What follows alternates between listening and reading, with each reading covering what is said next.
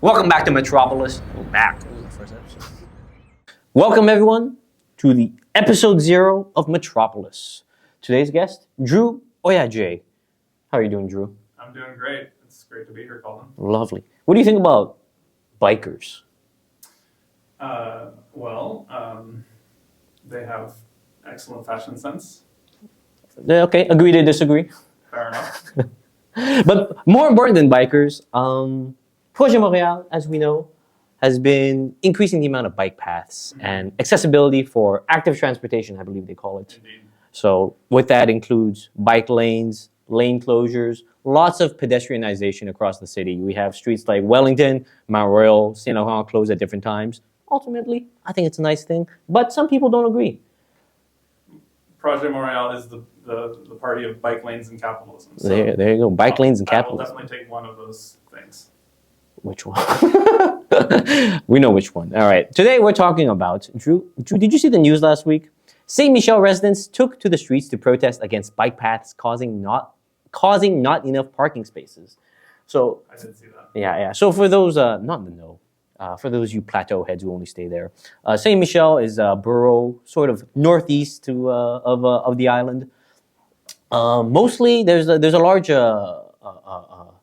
North African population there. It's a little zone called Petit Maghreb.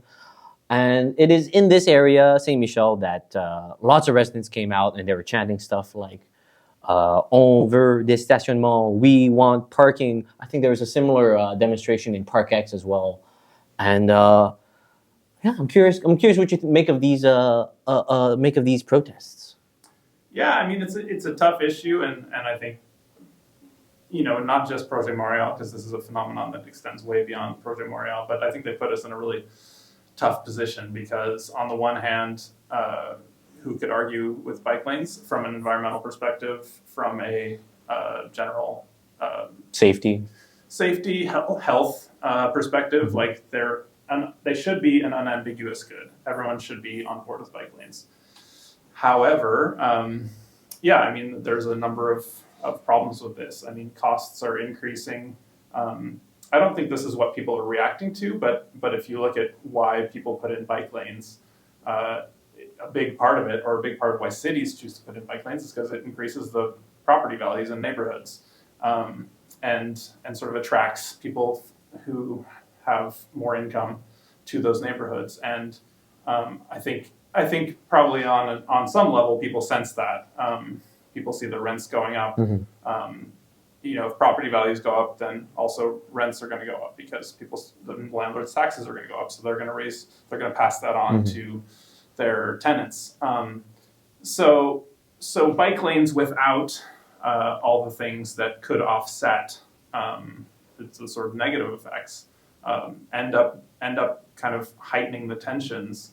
And become a source of sort of class conflict, I think inadvertently. I think you see this sort of writ large. You see sort of, well-meaning policy like the carbon tax, for example, which is supposed to like incentivize more environmental behavior, but is the source of a massive amount of backlash, which is currently being capitalized on by the conservatives, who are going to, if they get in power, which it looks like they very well could, will put into place a lot of very regressive policies and roll back the exact environmental policies that we need to have. So yeah, I mean, that's absolutely true. I think what you're saying kind of reminds me of how, like, let's say, like, if we want like electric cars, hybrid cars right now, so many options are like luxury vehicles, right? Yeah. It's the luxury cars that are first like $80,000. If you want to lessen your carbon footprint and own a vehicle, you got to pay a very high premium for that, right? I feel like you have the conservatives also kind of going in on that and kind of considering this kind of elitist thing. Do you think the way Projet Montréal treats it, do you think that's elitist as well in a similar vein? Well, I think the electoral base for Projet Montréal is, their sort of core people are like upwardly mobile homeowners, people who are more highly educated. Mm-hmm. They're not there are probably some renters in there, but if they are, they're like on their way to home ownership. Right. So that's sort of who they are playing to as their base, and I think that leaves out a big part of the population. And you see where where like the core of, in Saint Michel, for example, in Parc X and Saint Michel, Projet Montreal has had trouble getting elected, whereas in Villeray, where you have a more sort of white francophone, upwardly mobile, or at least more educated and higher income population, you end up with a large amount of Projet Montreal support, whereas they have trouble getting representatives elected in the sort of more primarily migrant and probably higher proportion of renter populations. And so you are sort of pitting the interests of homeowners and the people who are going to benefit from higher property values against the people who are not. Ultimately, that's what it is. Obviously, there is the more straightforward approach of like looking at transportation, and I think there is the Pink Line, which was supposed to go up there, supposed to give like more sort of high speed transportation, like more sort of convenient and more high frequency transportation options to people in that neighborhood, but that hasn't happened. And especially at the beginning of the founding of the metro system, we're supposed to have a red line that went right up P-Nerf, right? That would have served that area, but the area has for like decades never gone that. Yeah, I mean, I haven't been there, haven't like looked at it in detail recently, but when you cross the sort of line into Saint Michel, there's a real market difference in terms of like the amount of investment. I mean, yes, like parks are falling apart. There's rusted stuff everywhere. There's sort of like things are closed. Sort of sidewalks just randomly end. Like things that things that you're not used to seeing like in the plateau, or other sort of Projet Montreal strongholds are very common there. And so, I think it's reasonable to expect that like the bus service and there's no metro, so people rely more on cars, and people are going to get pissed off when you take their parking spots away. Would you have participated in the protest if you were in Saint Michel and owned a cool car? I would. I probably would be more on the side of bike lanes, but on the other hand, my sort of proposal, which is a joke until it's not, is that we have a moratorium on murals and bike lanes until we're able to bring until we're able to tax basically real estate value increases at 100% to basically take real estate speculation out of the mix. That's what I think should be.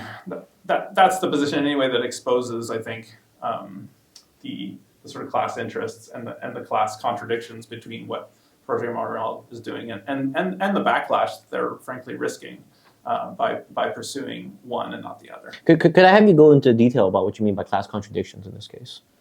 Well, I just mean that there's a homeowner class and there's an owner class more broadly, a real estate developer class, and certainly real estate investment trusts and all these things that are benefiting from the rise in prices of real estate. And then there's the renter class, which are people who don't benefit. They actually have a negative impact on their net income when property values go up. Like maybe some of these. There's a direct contradiction, and you pursue a policy that increases land values. It's going to benefit one of those and negatively affect the other one. Right. So let's say you might have a renter who bikes and is happy to have more bike lanes, but then ultimately all these bike lanes, all this kind of pedestrianization is kind of feeding into this thing that's increasing their rent, and that might eventually have them rent evicted. It doesn't have to, but if you don't like, those things are good in and of themselves. They're objectively more pleasant neighborhoods to be in, but and they're more environmentally friendly neighborhoods, and it's a better way of life. High density, walkable, high amounts of like biking and public transit is all great things for the climate. But what it doesn't do is it doesn't address housing affordability, and it doesn't address transit affordability and the other things that affect people who aren't benefiting from those rising prices.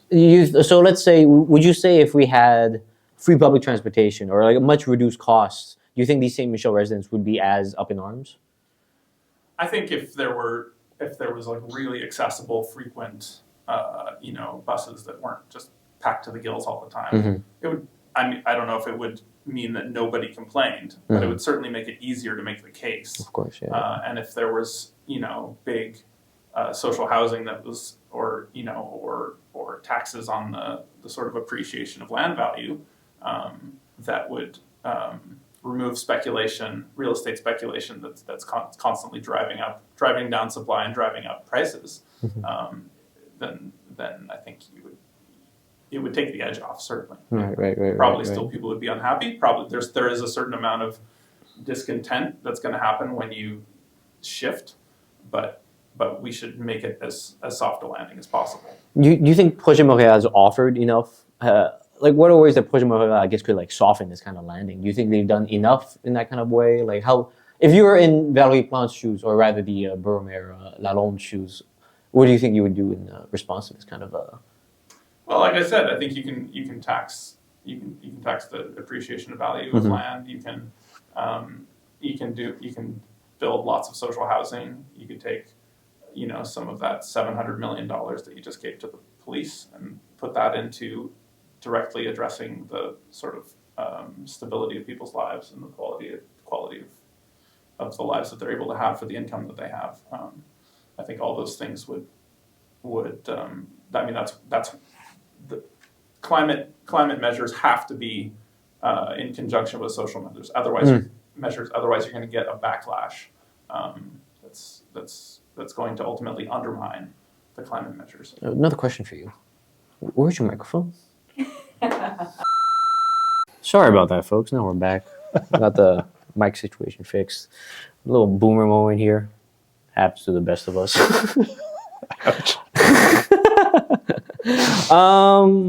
In tandem, communal, the road that cuts through the mountain. Indeed. They're closing that. Mm-hmm. What do you make of it? I think we've seen some. There's a piece in the Gazette by Josh Freed where the piece is titled "City Hall Snubs Montrealers Again and Again." One of my favorite quotes from this was, "I supported keeping the road open as I felt it shouldn't be limited to elite cyclists, the only ones able to bike the very steep eastern half." Just yesterday, I think Tom Mulcair also wrote something in the Gazette where he was saying that Valérie Plante is again he's using this language of elitism, where he's saying Valérie Plante is supporting or giving kind of credence, let's say, to her elite base in the plateau, as they are closing off the only eastern entrance to the mountain. So what do you make of this hubbub, and I guess how do you connect it to your points before? I mean, I think I don't have a strong opinion about the merits of closing Kameliaoud. I'm generally in favor of moving away from cars, but absolutely, as soon as you start getting attacked on the basis that you're an elitist because you're in favor of bikes, that the alarm bells should be going off. Right. In my view, I mean, you have. You have Projet Montréal has I think that was one of the first things they did when they came into power, and they just spent a tremendous amount of political capital for weeks. There was coverage of the Kameliaoud, and now it's continuing. And so, yeah, absolutely, I think that the willingness to spend your political capital on sort of fighting out things where you're the sort of seen as the elite, regardless of whether it's true or not, shows a lack of foresight in terms of your dedication to the actual policies that are nominally behind this, in terms of reducing the amount of sort of area dedicated to cars, which is absolutely a necessary and good thing. But for who, for what purpose, and at what political cost, right? I'd much rather see them take a political hit for confronting land developers who are or just real estate investors who are raising rents. That would be a much better use of their political capital, but they haven't done that. They've tried to do these win-win sort of housing policies. Excuse me.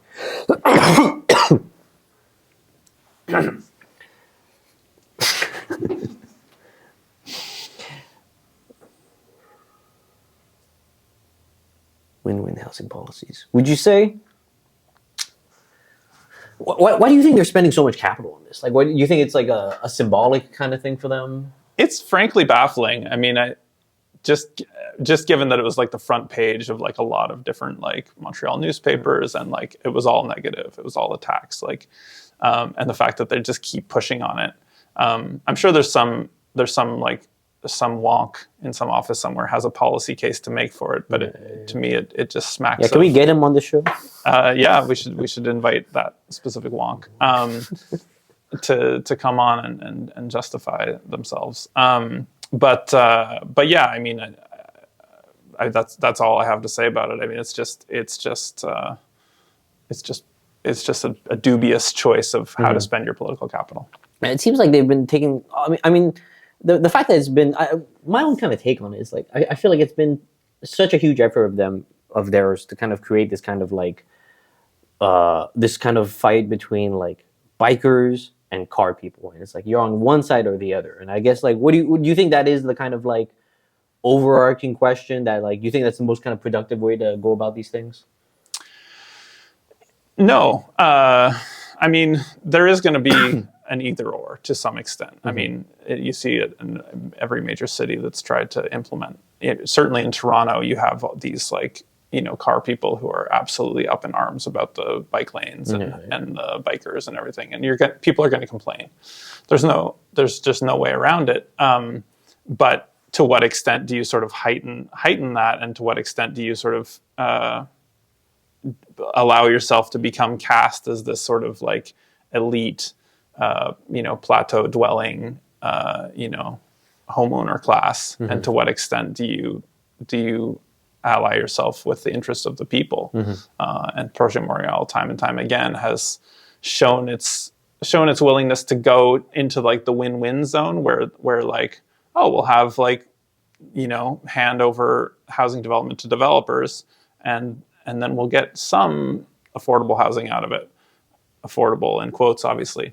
You know, and with everything else, but they are not willing to actually challenge the sort of central powers that are like redistributing wealth toward a minority away from a majority. And I think that's what people are feeling in their daily lives in Montreal, whether it's about rent or food prices, or really, frankly, transportation costs, whether that's the price of gas or the rising tarification with the STM. Like you're getting You're getting $4.50 a ticket now. Yeah, you're getting Is it? Oh, for me from Longueuil. My lord. Yeah. It's brutal.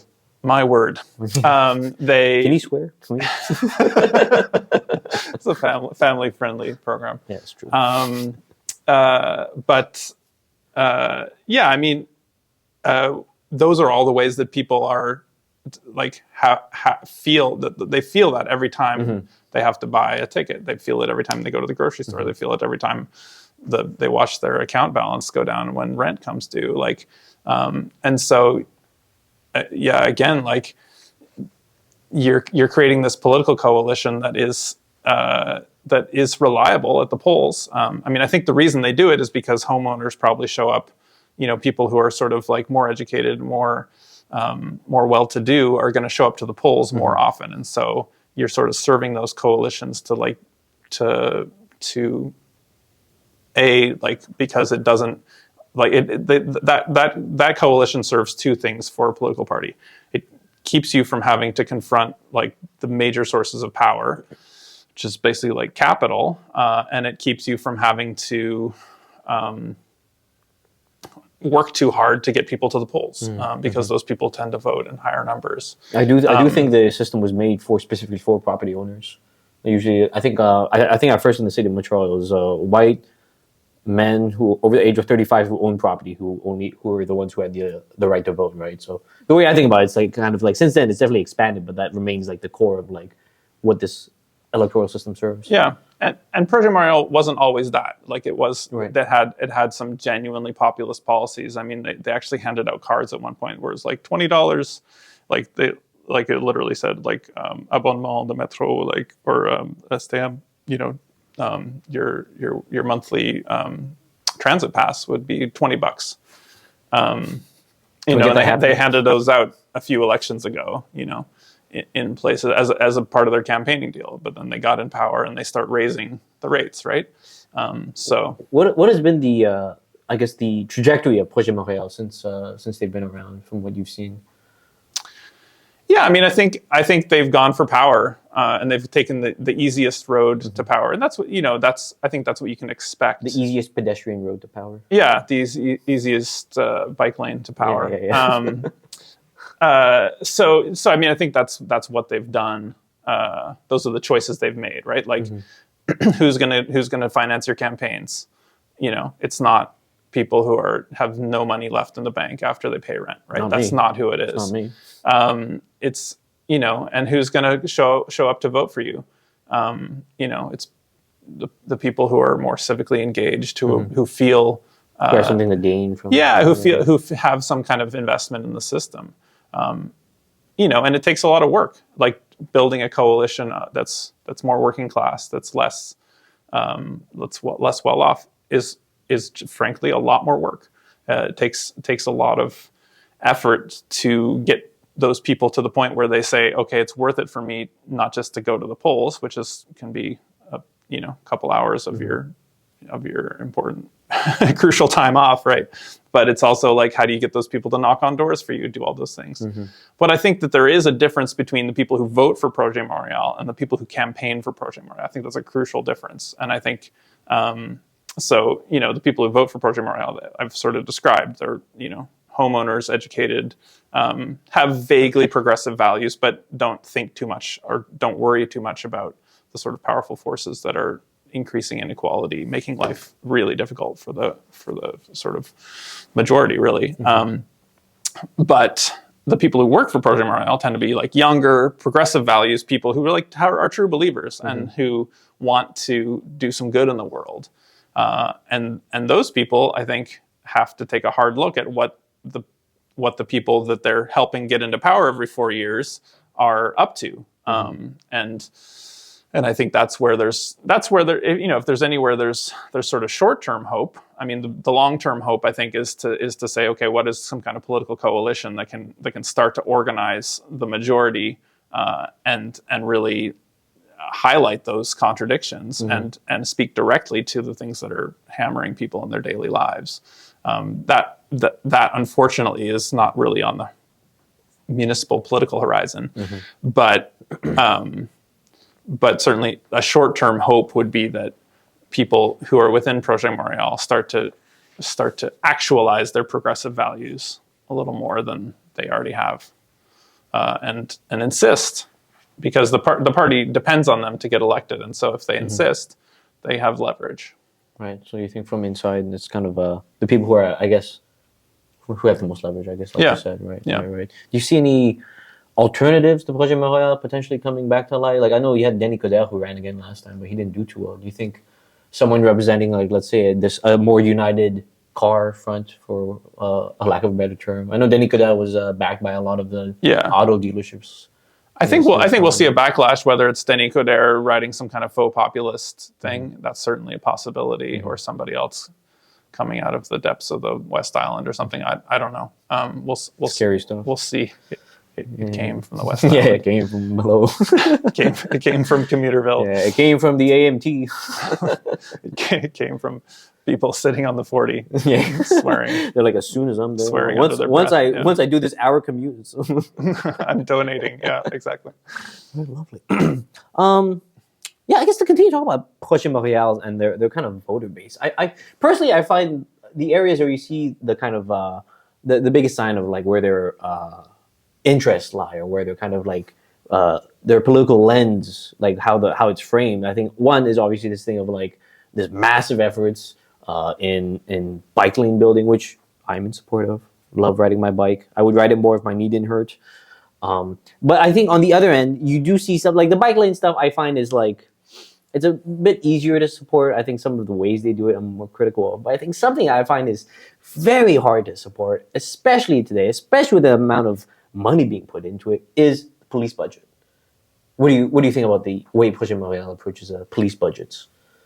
I mean, I think again, you're looking at like the shortest path to power, right? And I think it's not made out of malice. It's not made out of a belief in the police as an institution. Certainly, it's made out of that decision to massively increase the police budget at a time when like over 50% of Montrealers were polled were in favor of literally the language defund the police.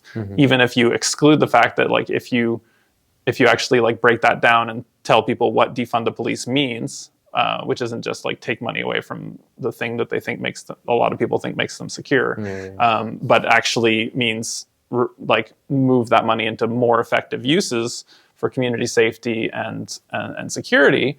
Like even without that, like you had over 50%, right? And so it's not a question of popular opinion. It's a question of elite opinion, I would say. And specifically of the power. I think it speaks to the power of the police as a political force. When you have, like from my perspective, as far as I can tell, the police in Montreal really has a kind of a core mission of suppressing the sort of more vital than usual or more vital than average sort of political movements that come out of Montreal. Right, of course. So whether it's the student strike in 2005, when they were condemned by the UN for rounding up people en masse and doing mass arrests, and there was never any sort of follow up to that. They just kind of kept going, all the way up to like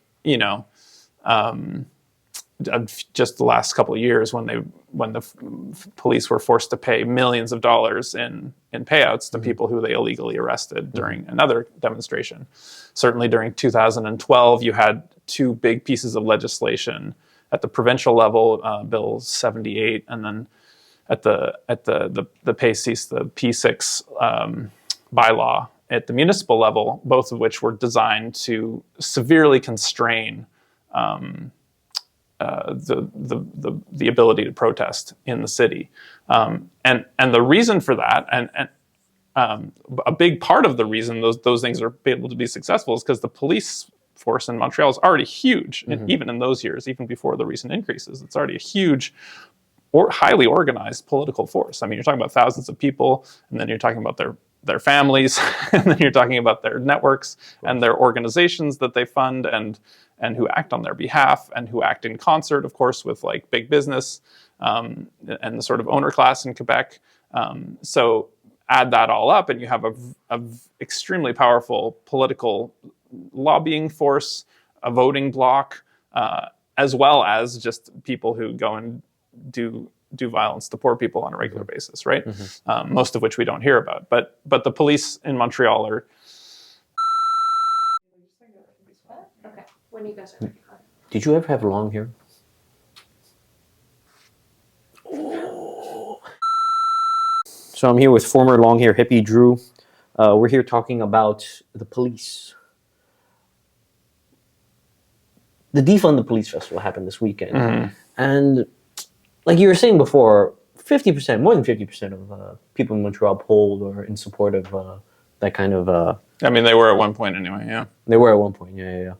What do you have to say to, like, let's say the other kind of percentage of people who think that police make them safe, who have this idea that the police is this kind of great like guardian of like criminals at the gates? Yeah, I mean, I think the thing you sent me this article, which I thought was hilarious, of like these like community police who are like, like having kids with like backpacks with like the speed, like a speedometer, like basically a radar speed indicator so on their back. Essentially, there's a borough in Montreal. They're testing this out where they have kids walking around with speedometers on their back. So usually it's up on like a street light or something, but the cops are instead putting them on kids. So I thought that was just a great example of like, who could disagree with that, right? Like it's like, yeah, people drive too fast in school zones, kids get hurt or worse, and it's an unambiguous good, right? But do you need the police as an institution to do that, or is this a PR exercise to cover up something bigger? I think community policing does seem to be quite popular among certain demographics, like the kind of people who are doing the community outreach and like hanging out on the street corners and stuff. I mean, obviously that's a minority of the police, and it's not their core operation. I think their core focus, the reason why Montreal has such a massive police force relative to population and other measures is because this is a very politically active city and historically has been at the center of like some of the key challenges to neoliberalism. Certainly the student strike at a certain point, certainly in 2005 when there was a student strike, it was probably the biggest challenge to neoliberalism north of the Rio Grande, and directly and successfully confronting austerity policies when it comes to sort of the slow commodification of education and so on. And the police were at the forefront of making the lives of the people who were accomplishing that very, very difficult. And so you had the UN condemn the UN Human Rights Commission, I believe, like basically insisted pretty strongly that they should be investigated for the mass arrests that they were doing then. Nice. They're making Montreal a world-class city in the worst ways. Yeah, and as I was saying before, the police are a political force. They're not just the individual police officers, but their families and their sort of ideology that spreads through society.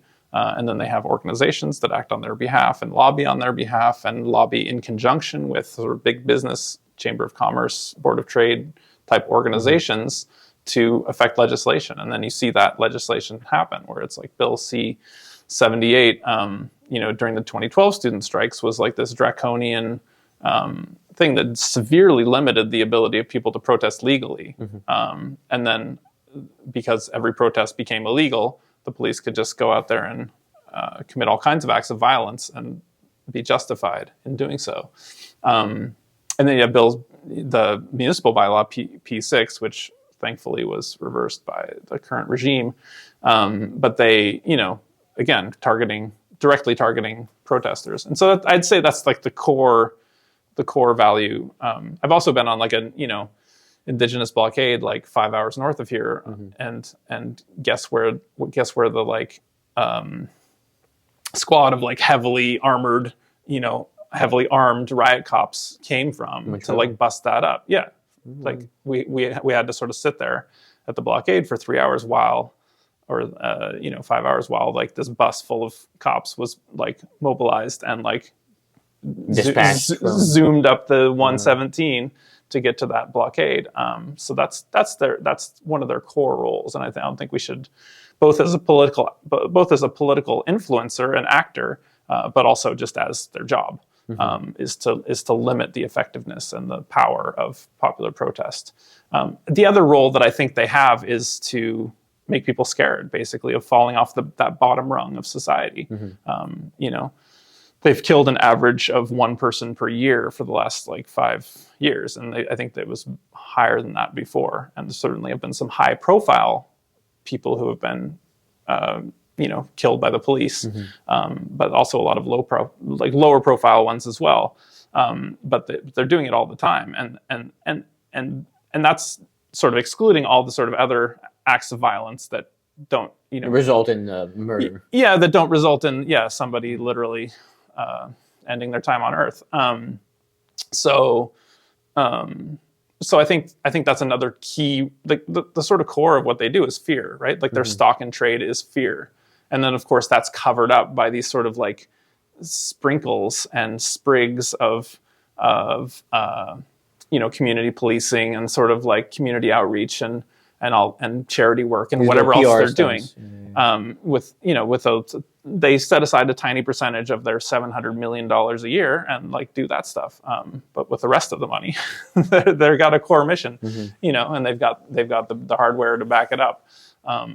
So yeah, I mean, I think Projet Montréal by granting them such a huge increase has strengthened that institution and entrenched it.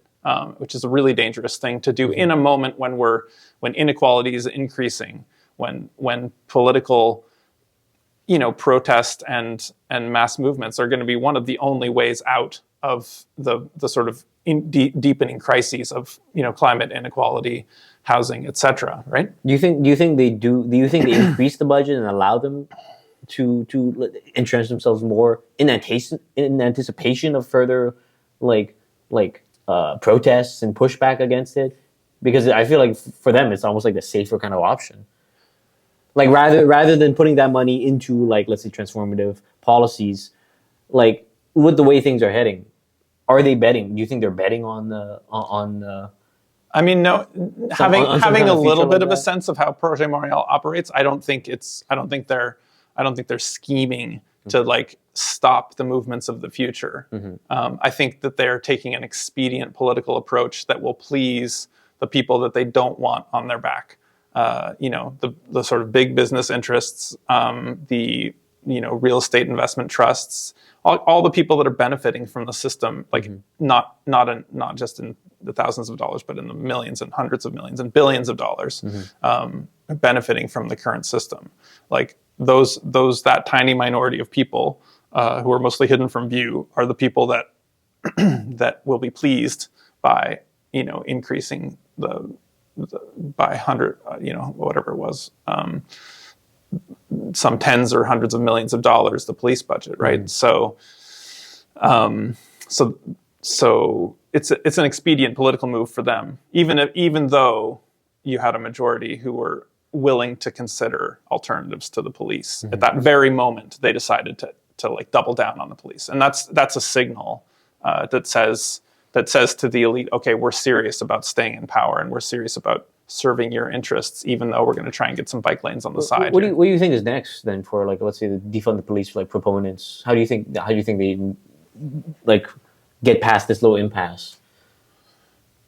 Yeah, I mean, it's not really for me to say, but I do feel like the need that's clear is that there's a lack of political education. I don't think people understand the stakes of the police. I don't think they understand that they're being sort of put on, taken for a ride by this sort of tiny slice of the PR budget that is the most visible probably to the public until they get on the streets and protest, of course, in any kind of effective way. In that sense, I think you have to I think it's about educating people beyond the sort of core of that support, and then of course building a movement, building a solid coalition. I mean, just saying what any movement has to do to succeed, you have to build a solid coalition, and then you have to mobilize it. Break some bread. Yeah, you have to mobilize that coalition and make things happen with it. So. Thank you for that. I don't have too much to say on the Bill 31 thing. I mean, we didn't talk about the Defund Fest, but I mean, I wasn't there. I didn't get a chance to go, but I think if only someone in this room was at if only, yeah. Festival. Unfortunately, we just don't have any information about. Maybe next time.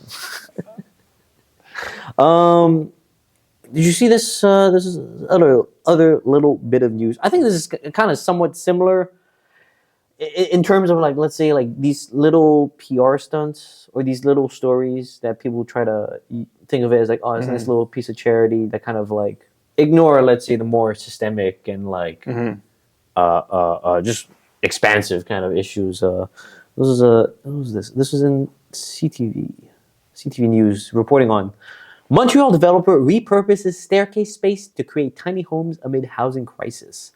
You saw this similarly in Toronto. You had this person who was, I think, going around building little tiny homes, little sheds. I mean, also in Toronto, you see Toronto is experiencing the bleeding edge of the housing crisis, right? And you see people who had former just 10 by 10 plots of land that was for a shed or a garage, sell that, and then them building these kinds of skinny buildings on them. I think you see that in Tokyo, right, with this kind of little space.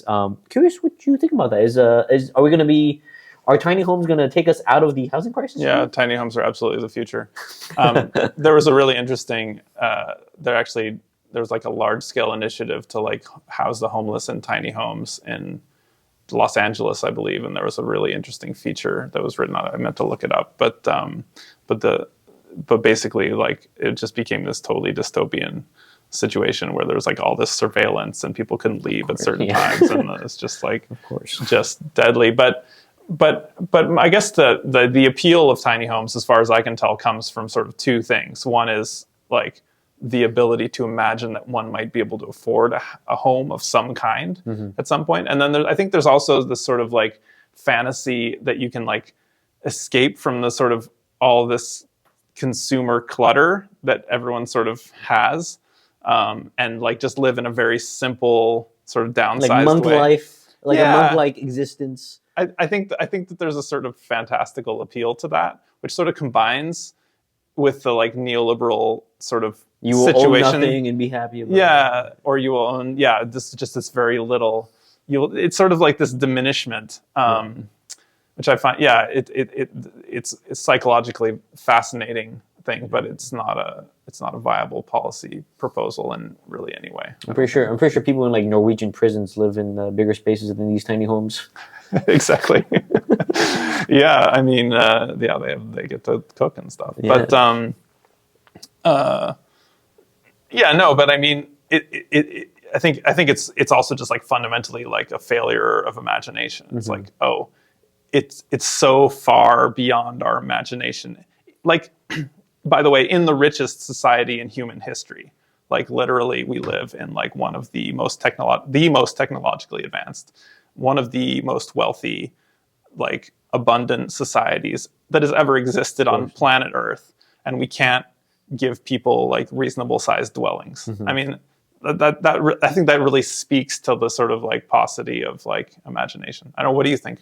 I think I agree with everything you're saying. For me, it's like this kind of like, it's like even people who do live in kind of like decent houses, right? See these kind of tiny homes and think of it, it's like, oh, that's cute, you know? It's like, oh, like maybe like you're saying, right? I could be away from like all these kinds of like distractions, you know, live this kind of simple life. But like ultimately, it is kind of like a thing of like, no, it's okay to want like a nice house, you know. It's okay to want like decent like accommodations, you know. It's like to me, it's like in tandem. It's this thing of like.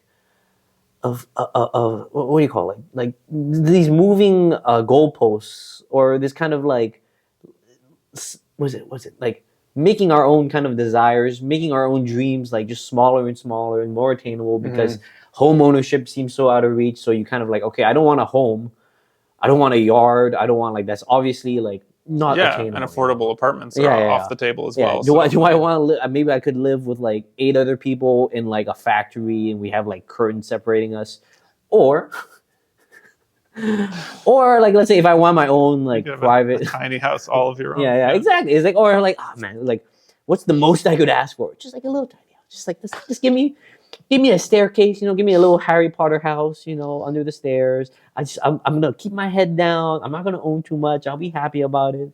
And to me, there's also this kind of thing about like this the whole way that minimalism is such kind of like this trend, this aesthetic trend that is like, you know, at some point some people think it's like, oh, it's anti-consumerist, but it's almost like it might be anti-consumerist, but it's like it's such a different kind of flex. Right, to be like, yeah, look at how much like I don't have. But like meanwhile, like the people who live in these minimal houses, like I'm thinking of this like J Balvin, this DJ from like Colombia, right? Honestly, his house beautiful, incredibly like everything's kind of like Japanese aesthetic, like everything's like low to the ground, it's all wood, but it's like he's got a lot of money, right? It's like for me, it's like people don't want to show that kind of wealth anymore. So you even have like some rich people who kind of like are attracted to this kind of like lifestyle, this kind of like posturing, rather, this kind of aesthetic where it's like, no, look at me, like I'm like one of the rich people who like doesn't have much. And at the same time, it's also this thing that's like someone who doesn't have anything. It's like, oh, I wish I had that little, you know. Well, I have to say, as like somebody who has a kid, a 3-year-old at home, it's like, you know, it's a lot of work to like constantly put stuff away and make sure that everything's in its right place. And like, I don't know, like, you know, kids are going to have a certain amount of toys and they're going to bring stuff out and make a mess and stuff. And so it is sort of interesting that like the people who can maintain that level of like, you know, Marie Kondo, you know, peak Marie Kondo sort of aesthetic, are able to do it because either because they have somebody else do it for them, or because they have extra time on their hands to do it, or because they have a lot of storage space and are able to hide the things that they need for their daily existence away. I think, I don't think it's a bad thing inherently to aspire to simplicity, Of course not. or to sort of like downsize your life. But I think we have to understand the social forces that are making us sort of fit our expectations into smaller and smaller spaces. Yeah. I think it's the real key to understanding this. Thinking about like, I think Althusser has that stuff about like interpolation and like the way that like society and these social forces, which are underneath those, are like forces of like capital, kind of form our dreams, right? It's like if your dream is to own a tiny home, it's like of course that's like a nice little goal of like simplicity. But then like, what are the kind of greater kind of currents that might be making that your dream, right? Yeah.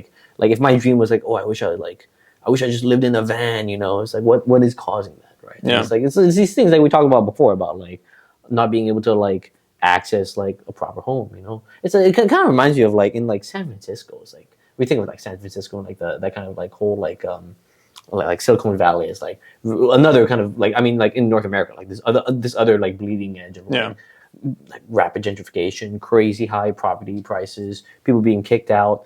And you have people who like work for these companies like Google and Uber, and they're just living in their like vans. There's this one story of this guy who just decided not to rent, and he just bought like a cube truck to kind of like repurpose and make that his base. And he's in that cube truck, and it's like mostly like, it's like they're bare essentials. He doesn't even have a shower and stuff like that. Yeah. And I find he doesn't have a shower because like these cool offices, these cool hip trendy offices, you can shower there. You have so many they got a kitchen there. So it's like, it's almost like you have so many of these things that used to be in your home, in your private dwelling, that are now being moved into the office. Yeah. They're now being kind of like these spaces that used to be yours, private.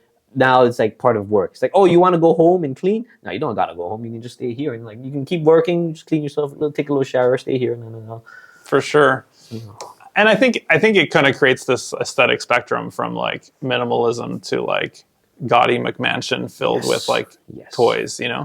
And I think we have to like look outside of that sort of binary spectrum and like look at what that's sort of excluding completely, which is, a lot of other people have sort of talked about this, but like, Sorry, guys. the idea of Okay, so we are rolling. We're live in Metropolis. It's Wednesday afternoon.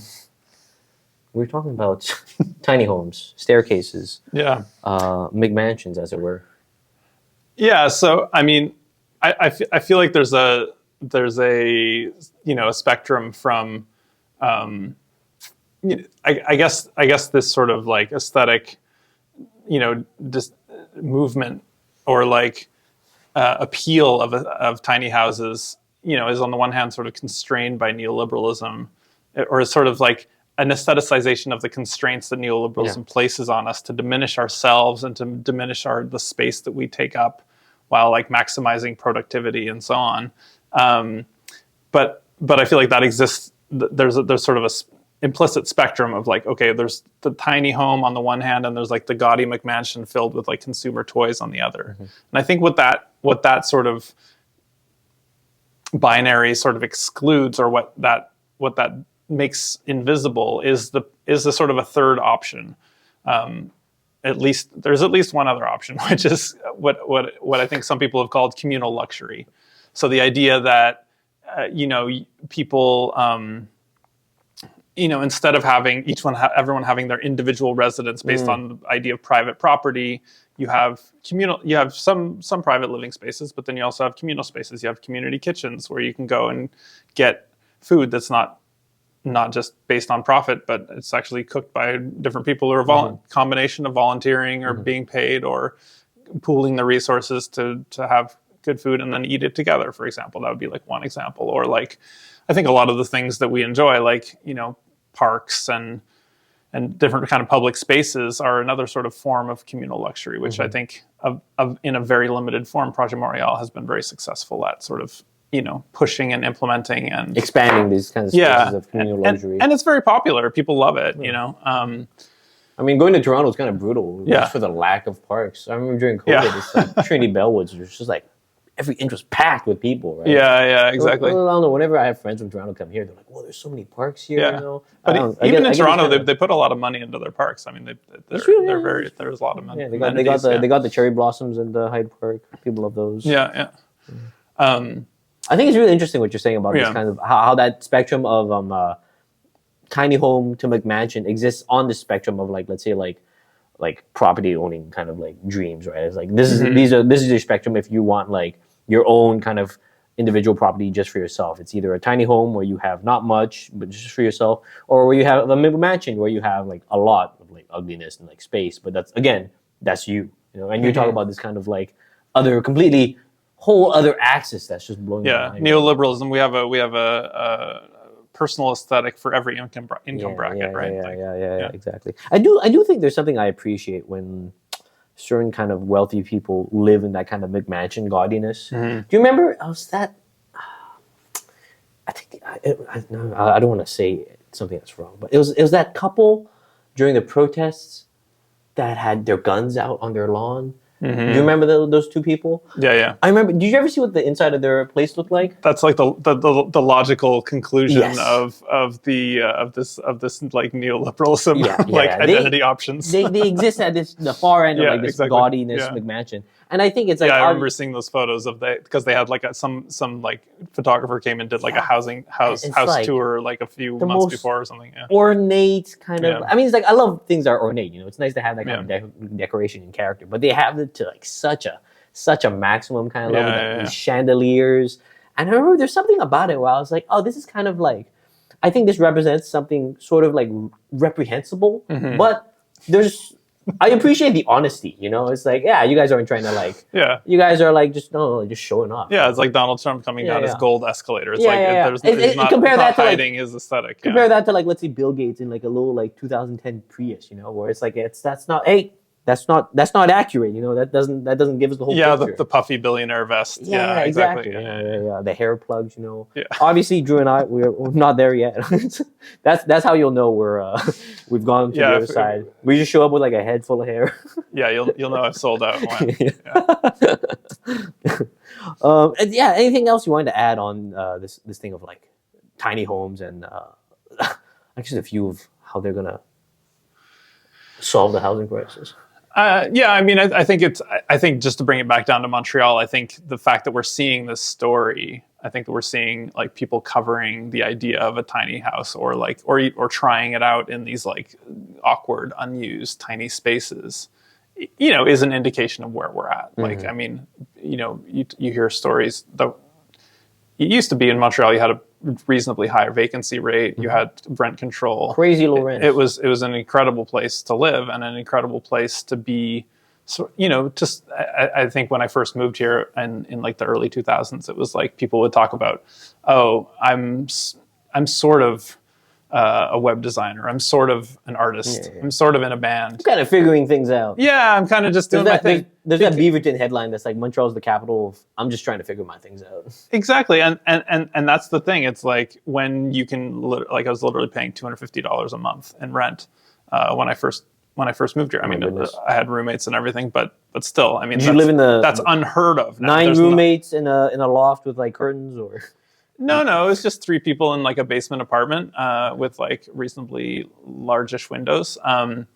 You know, it was not the luxury by any standard, but like for somebody in their early 20s, you know, living in a city, it's fine, you know, and you could get, you know, you could live on $500 a month if you wanted to. And I think that affords all kinds of, I mean, I think we don't know that we miss it till it's gone, in the sense that now it is gone now. Like the average rent is like $2,000 or something. And nobody has time when they have to pay a $2,000 a month rent to like start a band or like do anything other than work. Yeah, you're just working. It's I think that really changes the character of a city, in addition to like the actual human misery it creates and the like sort of people who have mental illness falling off the bottom rung and then being in danger of being hurt or worse by police or or whatever it is, and or like literally living on the streets in a city where it's not advisable, given our weather conditions. So I think that the tiny house is like it's only on that backdrop that the tiny homes become this sort of fascination or obsession, of an actual solution to anything. I mean, they're kind of a fun aesthetic. It's like fun. It might be fun to rent one for like a week and like do some writing or something. Right. It's like the capsule hotels in like Japan. It's exactly. It's kind of a novelty. But I don't want to live here. But the thing that makes it jump from a novelty, from this sort of like recreational activity to like an actual proposed housing solution, I think is that context and we're living it right now. I think that's, it's probably good to end on like slightly more humorous instance of that rather than just the abject human misery that it also creates. Did you see the rent for this tiny house? I confess that I missed that. It's $1,995. God damn. All right. Well, so much for saving any money by living in a tiny house. My goodness. Who has that kind of money? If you do, please support our show. Yeah, become a sustainer today. Please put me in a tiny house. Move into an even tinier house. I would love to live in a dog shed. We challenge you to move into an even tinier house. Yeah. A micro house. Sometimes you see that, right? Like places like, it's funny when you come across apartments without like, sometimes you see apartments without like bathrooms or like, there's actually just like dorms, right? But like they're still marketed as like apartments. I don't know. Ask for more. That's not an okay way to live. All right. Thank you, Dru. Thanks, Kalden. It's been a pleasure. Absolutely. It's always nice talking to you. My best to you and yours. You got so you're going back up, right? Back up north? Back to your home? Yeah, back to my home. And are you going to be biking? Curious. I confess that I will not. I'm struggling to get into a rhythm where I take actual public transit, but I'll get there. I can't. It's all in jest. All in jest. Thank you very much, everyone, for tuning into the test episode of Metropolis with Kalden Dhatsenpa. Apologies for all the technical difficulties. None of them were my fault. Have a good night, folks.